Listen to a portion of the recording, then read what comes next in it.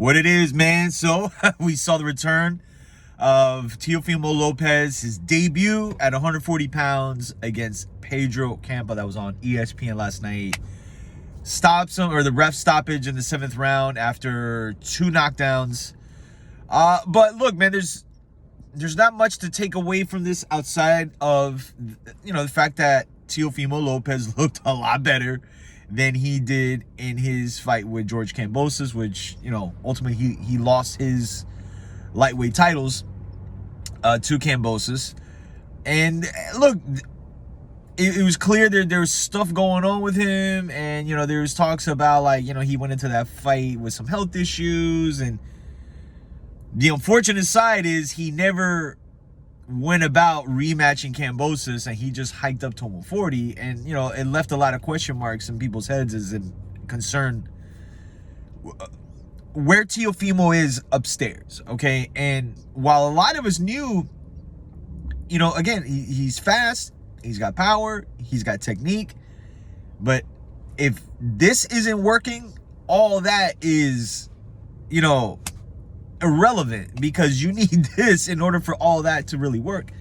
And there was an interview that shout out to ROD, he sent me, where Juan Manuel Marquez was asked about Teofimo Lopez, and he's like, look, the guy, he said technique, speed, power, it's all there, but the psychology, he's got to maintain that in order to really ascend in at this level, and look, Pedro Campa was a guy that was going to be there right in front of him, and all the attributes that Teofimo Lopez has were on display last night. He was looking really quick.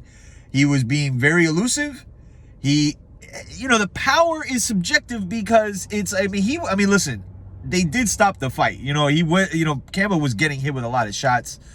I don't know if, because you saw Teofimo look like the smaller guy. Right now, he may still be getting acclimated to 140 pounds. That happens. But the competition is going to get harder. You got, again, guys like Regis Prograis. I am of the belief don't be shocked if they make a Teofimo and Jose Ramirez fight. Something tells me that is on the radar. Not for a world title, former world champion at 140 pounds, and then that could eventually lead him to one of these titles that either Josh Taylor has or has liquidated. But either way, it's like, I don't want to say the jury's still out, because we know how good Teofimo is. I think a lot of us are just kind of waiting back to see, and or to make sure he's on the straight and narrow. There's no stuff outside the ring going on. Again, it's none of our business, but a lot of what happens outside the ring historically has parlayed into the ring with guys that, that bring, their quote unquote baggage into the ring. It just happens. So as long as Teofimo is focused and there's nothing going on, man, he's gonna be one of the big players. Let's just say what it is. So, we'll see what the next, what their plan is for Teofimo Lopez. I just keep the Jose Ramirez just keeps ringing in my head as it concerns a guy that, again, it's not for a world title. It's a big name at the division, former world champion. So you kind of know how this goes sometimes. So we'll have to wait and see, man. But needless to say, Teofimo looked good given the competition he was against.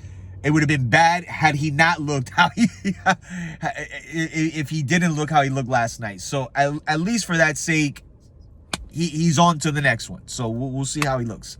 But that's pretty much it, man. Like I said, I posted a video yesterday. If you want to go in and check it, I'll put it in the, you'll see it in the description here. It concerns Crawford Spence. It's August 14th right now. Still no word. But, I gave my take on how important this fight is to both guys. So, click down there. As this video wraps up, you'll see a little hint to click on there. So, like, subscribe, all that. I'm here, man. I just been really busy. Life. The crew's still popping, and check us on the gram and everything. We're here. So, but in any case, I'll be back. Enjoy your week. Peace.